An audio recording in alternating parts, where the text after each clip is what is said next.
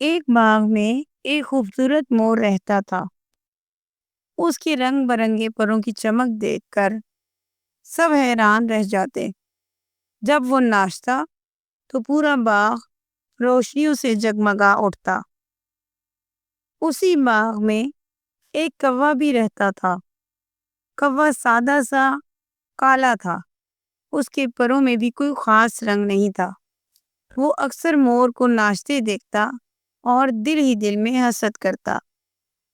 ایک دن کوے نے سوچا، کاش میرے پاس بھی ایسے خوبصورت پر ہوتے، لوگ مجھے بھی اتنی ہی عزت دیتے جتنی مور کو دیتے ہیں۔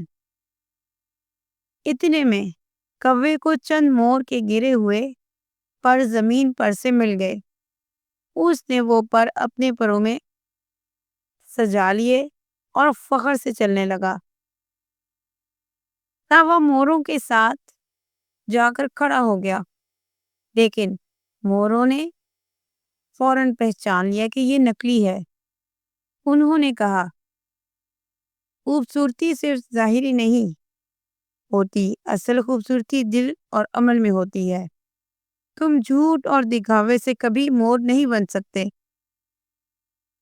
شرمندہ کوا وہاں سے اڑ گیا اور سمجھ گیا کہ دوسروں کی نقل کرنے کے بجائے اپنے آپ پر فخر کرنا چاہیے۔ اس کہانی سے ہمیں یہ سبق ملتا ہے کہ دوسروں کی نقل کر کے ہم بڑے نہیں بن جاتے۔ اصل خوبصورتی اپنی پہچان اور اپنے عمل میں ہے۔